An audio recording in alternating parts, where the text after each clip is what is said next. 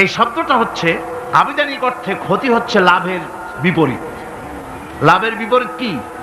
ক্ষতি। নাফা, এই নাফার বিপরীত কি? নোকসান। খাসারাটা কি? নোকসান বলা হয় পুঁজি 50,000 খাটাইছিলাম, লাভ করতে পারি নাই, পুঁজি ঠিক আছে, এটাকে বলা হয় নোকসান। এটাকে কি বলা হয়? নোকসান। কিন্তু আমি পুঁজি খাটিয়েছিলাম 50,000 টাকা, লাভ তো হয়ই নাই, পুঁজিও চলে গেছে, আমও গেছে সালাও গেছে, আমও নাই সালাও নাই। এইটারে আরবিতে কি বলা হয়? খাসার। দেউলিয়া।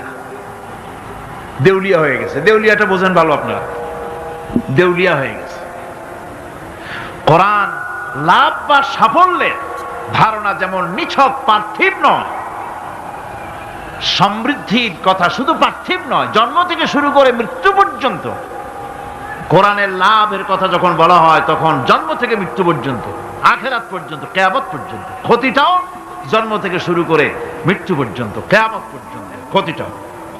এই ক্ষতি থেকে বাঁচবার জন্য কোরআনে কারিমে বিভিন্ন জায়গায় এই খাসারা শব্দ ব্যবহার করা হয়েছে।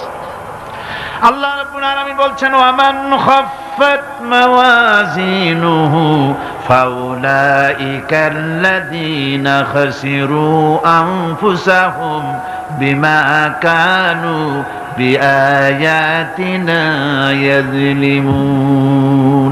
যাদের পাল্লা ভারী হবে কিয়ামতে তারাই হবে সফলকাম, আর যাদের পাল্লা হালকা হবে, নেকির পাল্লা, নেকির পাল্লা যাদের হালকা হবে তারা হবে ক্ষতিগ্রস্ত।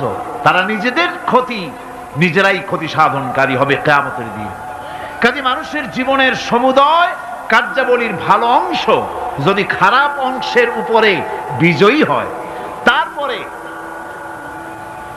খারাপ অংশ পাওনাদারদের দিয়ে টিয়া, এরপরে যদি নেকি কিছু বাকি থাকে তাহলে বোঝা গেল লোকটা কিয়ামতে নাজাত পাবে।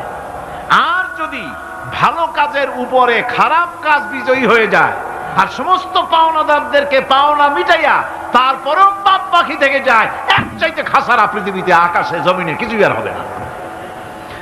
এর থেকে বাঁচার জন্য আল্লাহ পাক এই খাসারা থেকে বাঁচার জন্যই মানুষকে এই কথা বলছে।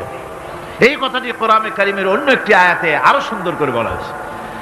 যারা নাকি এই দুনিয়ার বুকে যারা নিজেদের পুঁজি খাটাইছে, জীবনের পুঁজি সুদ কামাইতে খাটালো, জীবনের পুঁজি খাটালো হারাম কামাইয়ের ভিতরে, অন্যায় কাজের ভিতরে, যারা জীবনের পুঁজিকে আল্লাহর দ্বীনের কাজে লাগাতে পারে নাই, তাদের সম্পর্কে বলা হচ্ছে খাসিরাদ দুনিয়া ওয়াল আখিরাতা যালিকা হুয়াল খুসরানুল মুবিন। খাসিরাদ দুনিয়া ওয়াল আখিরাহ, দুনিয়াও ক্ষতিগ্রস্ত, আখিরাতেও ক্ষতিগ্রস্ত। এটা হচ্ছে তার জন্য সুস্পষ্ট ক্ষতি, এর থেকে বড় ক্ষতি আর কিছুই হতে পারে না। আল্লাহ পাক কোরআনে কারিমে অন্যত্র বলেছেন, وَنُنَزِّلُ مِنَ الْقُرْآنِ مَا هُوَ شِفَاءٌ وَرَحْمَةٌ لِّلْمُؤْمِنِينَ وَلَا يَزِيدُ الظَّالِمِينَ إِلَّا خَسَارًا। আমি এই কোরআন অবতরণের পরিক্রমায় এমন সব বিষয় অবতীর্ণ করেছি যা মুমিনদের জন্য নিরাময় এবং তাদের জন্য রহমত, আর জালিমদের জন্য ক্ষতি ছাড়া আর কিছুই বৃদ্ধি পায় না। জালিমদের জন্য ক্ষতি বৃদ্ধি পায়, আর যারা মুমিন তাদের জন্য এর মধ্যে নিরাময় আছে, এর মধ্যে রহমত আছে। অর্থাৎ যারা এই কোরআনকে যারা নিজেদের আইনের কিতাব হিসেবে গ্রহণ করেছে, কোরআনকে তাবিজের কিতাব হিসেবে নয়, ধর্মীয় কিতাব হিসেবে নয়, কোরআন সংবিধান। কোরআন কি? কোরআনকে যারা সংবিধান হিসেবে মেনে নিয়েছে, কোরআনকে যারা সংবিধান হিসেবে গ্রহণ করলো, ব্যক্তি, পরিবার, সমাজ, রাষ্ট্রে তাদের যাবতীয় মানসিক, বুদ্ধিবৃত্তিক, নৈতিক, তামাদ্দুনিক রোগের নিরাময় হবে, এর দ্বারা শান্তি হবে। কিন্তু যেসব জালিম এই কোরআনকে প্রত্যাখ্যান করেছি, কোরআনকে যারা মৌলবাদীদের কিতাব বলে, কোরআনের কথা বললে মৌলবাদ বলে গাল দেয়, তারা তাদের কপালকে পোড়াইয়া ছাই বানাইয়া দিছে, তাদের কপাল ভস্মীভূত করে দিয়েছে।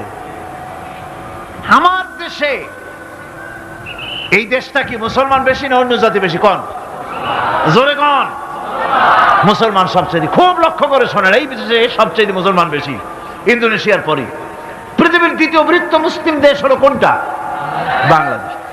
এই দেশে ইসলামরে যত গালি দেওয়া হয়েছে, কোরআনকে যত গালি দেওয়া হয়েছে, আলেমদেরকে যত গালি দেওয়া হয়েছে, রাসূলুল্লাহকে যত গালি দেওয়া হয়েছে, ইসলামী আদর্শকে যত গালি দেওয়া হয়েছে, পৃথিবীতে কোন দেশে এইভাবে ইসলামকে গালি দেওয়া কোথাও হয় নাই। এমনকি আমেরিকার মতো দেশে, ইংল্যান্ডের মতো দেশেও কোরআনের বিরুদ্ধে এত কথা কেউ বলতে সাহস পাবে না, ইসলামের বিরুদ্ধে কথা বলতে সাহস পাবে না, যেহেতু মুসলমানেরা সেখানে পাল্টা আক্রমণ করবে। আজ আমার দেশে মুসলমানের ঘরের সন্তান হইয়া ইসলামের বিরুদ্ধে তারা বক্তব্য রাখে। মৌলবাদ, মৌলবাদ জিকির উঠে গেছে।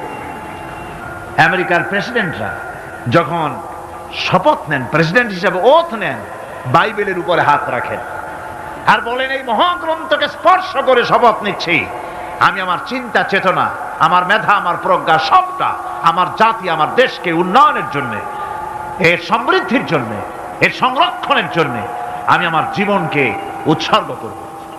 বাইবেলের উপরে স্পর্শ করে এই শপথ তারা নেন। আমার দেশের প্রেসিডেন্ট, প্রধানমন্ত্রী শপথ নেওয়ার সময় কোরআন শরীফের উপরে হাত রাখে যদি, তাহলে বলা হবে বেচারা মৌলবাদী হয়ে গেছে। এটা করা যাবে না। আর যদি কেউ করে সামান্য কিছু, কোরআন না, যদি তসবিহ নিয়েও আসে, তাহলে বুঝতে হবে জাতির সাথে একটা প্রতারণা ছাড়া আর কিছুই না। কাজেই ধর্মের প্রতি আকর্ষণ একটা ভিন্ন জিনিস, সেই জিনিসকে ছেড়ে যারা দেয় তারাই ক্ষতিগ্রস্ত হয়, আর যারা ধরে রাখে তারা দুনিয়ায় ক্ষতিগ্রস্ত হয় না। আল্লাহ পাক এখানে রাসূল করিম সাল্লাল্লাহু আলাইহি ওয়াসাল্লামের একটি হাদিস প্রণিধানযোগ্য কোরআনের ব্যাপারে। হুজুর বলেছেন, আল কোরআন হুজ্জাতুন লাকা ওয়া আলাইকা। এই কোরআন হয় তোমার পক্ষের সাক্ষী, না হয় এই কোরআন তোমার বিপক্ষের সাক্ষী।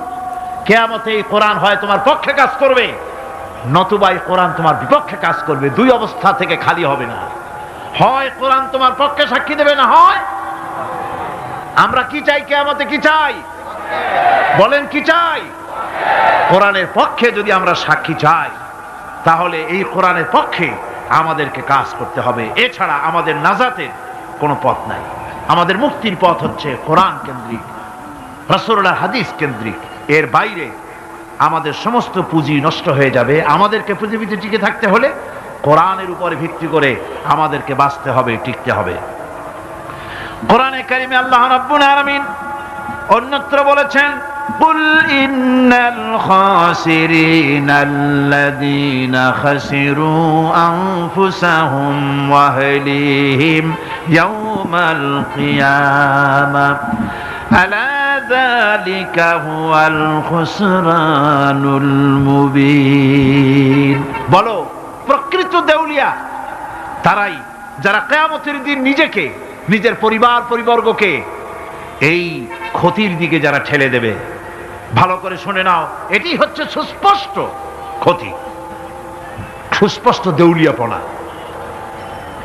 এই ক্ষতি থেকে বাঁচার জন্য আল্লাহ রাব্বুল আলামিন কোরআনে কারীমের মধ্যে বলেছেন, ওয়াল আসরি ইন্নাল ইনসানা লাফি খুসর। পড়েন সবাই, ওয়াল আসরি ইন্নাল ইনসানা লাফি খুসর। মানুষের, সমগ্র মানুষের জীবন ক্ষতিগ্রস্ত, ব্যর্থ। কে বলতেছেন? গা শিউরে ওঠার কথা না? গা শিউরে ওঠে। আল্লাহ বলতেছেন ক্ষতিগ্রস্ত, ব্যর্থ। আপনি যতই মনে করেন আপনার মিল আছে, কল আছে, কারখানা আছে, মন্ত্রী, টাকা পয়সা আছে, প্রেসিডেন্ট হয়েছেন, প্রধানমন্ত্রী হয়েছেন, আপনার জীবন সফল হয়েছে, আল্লাহ বলেন না, জীবন ব্যর্থ, জীবন বিফল, জীবন ক্ষতিগ্রস্ত। তামাম পৃথিবীর সমস্ত মানুষ ক্ষতিগ্রস্ত, ব্যর্থ। চারটা কাজ করলে সফল হবে। কয়টা কাজ? জোরে বলেন, কয়টা কাজ? ইল্লাল্লাযীনা আমানু ওয়া আমিলুস সালিহাতি ওয়া তাওয়াসাউ বিল হাক্কি ওয়া তাওয়াসাউ বিস সাবর। চারটা কাজ করলে জীবন হবে সফল। এই ব্যর্থতা থেকে, এই ক্ষতি থেকে যদি বাঁচতে চাই কি না? কারা কারা চাই দেখাই তো হাত, কারা কারা চাই? ক্ষতির হাত থেকে বাঁচতে চাই কারা? আলহামদুলিল্লাহ, হাত নামান। ক্ষতির হাত থেকে যারা বাঁচতে চান, আল্লাহ রাব্বুল আলামিন তাদের জন্য ফর্মুলা পেশ করেছেন, ইল্লাল্লাযীনা আমানু ওয়া আমিলুস সালিহাতি ওয়া তাওয়াসাউ বিল হাক্কি ওয়া তাওয়াসাউ বিস সাবর। আল্লাহ পাক বলেন 4টি কাজ করলে জীবন সফল হয়ে যাবে। কয়টা কাজ? 4টা কাজ করলে জীবনটা সফল হয়ে যাবে। 1 নম্বরে ঈমান। 1 নম্বরে কি? ঈমান। এটাই হচ্ছে ফাউন্ডেশন।